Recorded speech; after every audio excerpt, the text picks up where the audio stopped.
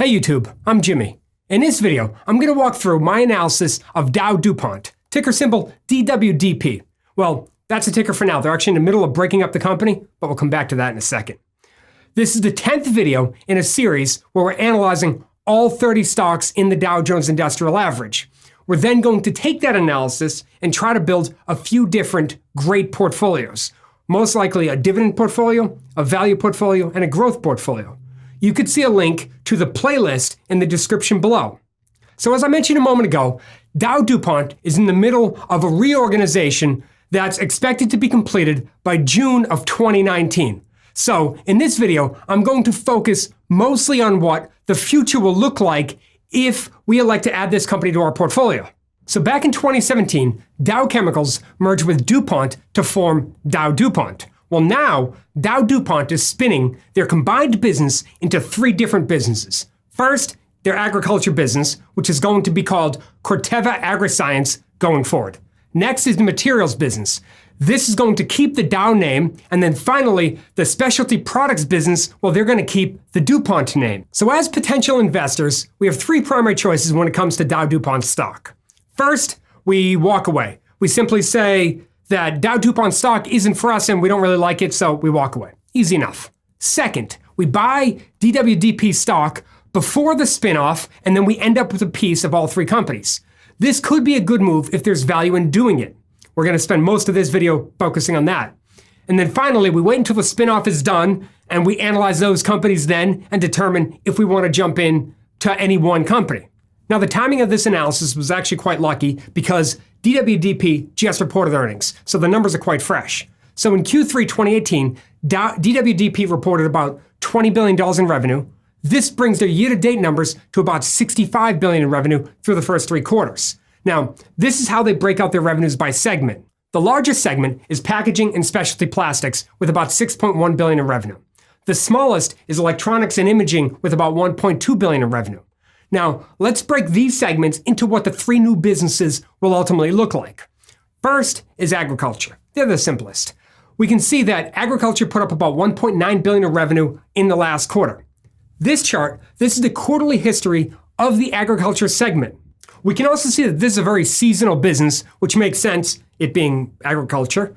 And what this business does is they sell seeds and crop protection products. So in the third quarter, we can see that their most recent quarter looks like the weakest quarter for them historically, while the first quarter has historically been the strongest. But then last year, it looks like Q1 was down a bit and Q2 was the strongest quarter yet. So before I go any further, here's where I'm aiming with the valuation and more generally, the DWDP stock analysis as a whole. So we're going to use a valuation method called a sum of the parts valuation method. Basically, what we do is we look at each segment of the business and try to value each segment as if it were a standalone company. And then all we really have to do is add up the value of each of those segments. And in theory, what we end up with is the value of the business today. Now, DowDuPont is perfect for this because, well, they're actually breaking up the company. So this is really the only realistic way to value the business. But I've also seen analysts use this valuation method on other conglomerates, and basically it takes the assumption that you're buying the stock as if you're going to take over the business. Basically, what would it be worth if you broke it all up? It's a decent valuation method I like using when it works out, when you have enough information to do it. In this case, we have enough information, so that's what we're aiming for. Okay, going back to the agriculture business. So we know what revenue has been from a quarterly perspective, but when we flip that over to annuals, we can see we've only got a couple of years because don't forget, DowDuPont has only been in existence for a few years. So it's a short history, but we'll make do with it. Now, if we add analyst projections for this particular segment, here's what it looks like. Now, to value the business, we really need more than just revenue. So luckily, DowDuPont gives us EBITDA and ultimately EBITDA margins. Now, this purple line, this is EBITDA margins. This includes analyst projections for EBITDA margins going out the next couple of years. So now we could try to calculate the value of this entire company using enterprise value to EBITDA. First thing we need is some competitors so we can see what peer multiples look like.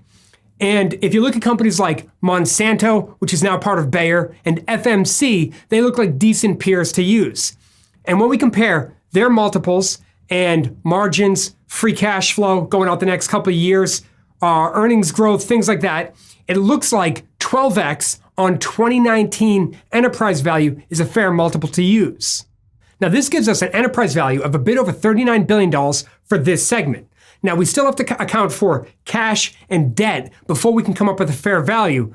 But in our case, we can hit that at the end since we're not 100% sure where their $7 billion in cash and $27 billion in long-term debt is going to land, which companies are going to go to. For this valuation, it's not going to matter too much for us because we're trying to value DWDP as a whole. So in our case, we can just deduct it at the end and that will be just fine. It'll turn out to be about the same. So now we're onto the materials business. They're going to keep the Dow name.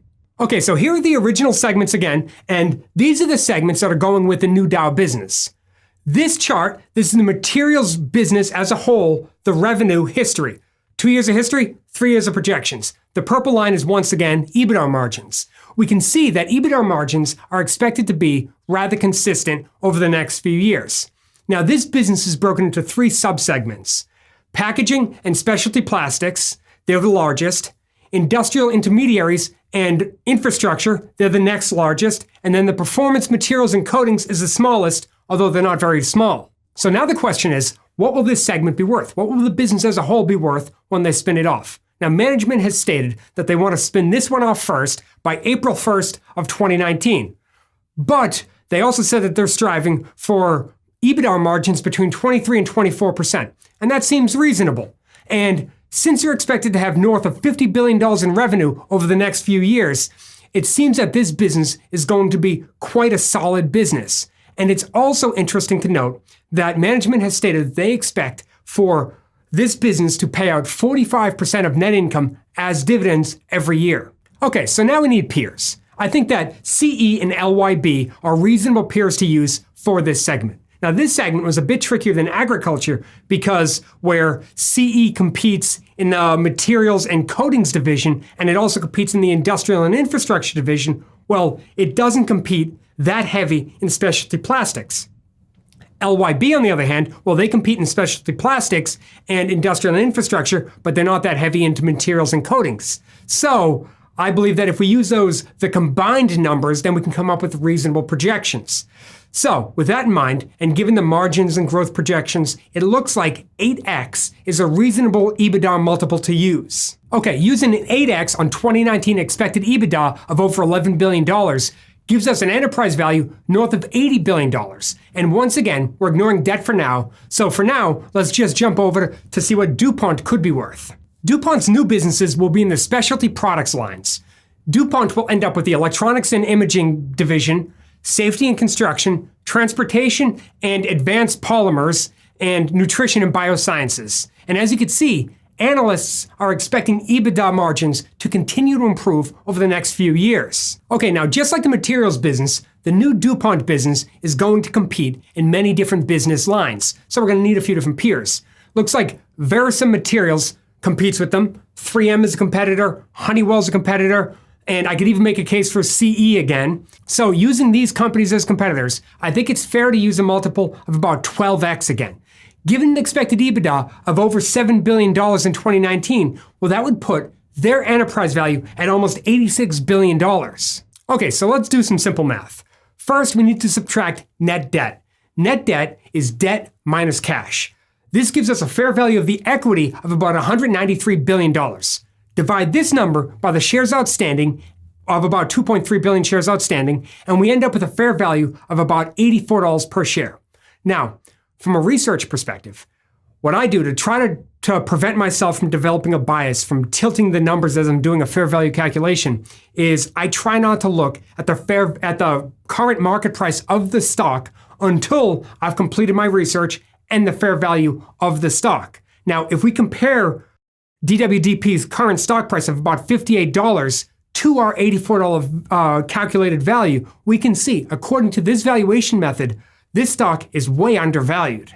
Now, I was actually quite excited when I first saw this because this could be a good company to add to each of the portfolios. I'm interested to see what the new Dow company, what they pay for a dividend. That could land this whole thing in the dividend portfolio. Value, well, we just saw that. That's an easy addition to the value portfolio.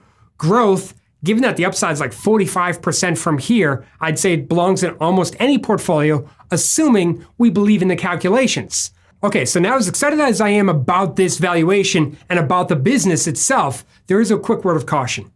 This chart, this is the year-to-date performance of DWDP. And although most analysts are excited about the spinoff, and the spinoff news has been around almost the entire year, well, the market is acting in the opposite manner by driving the stock price lower.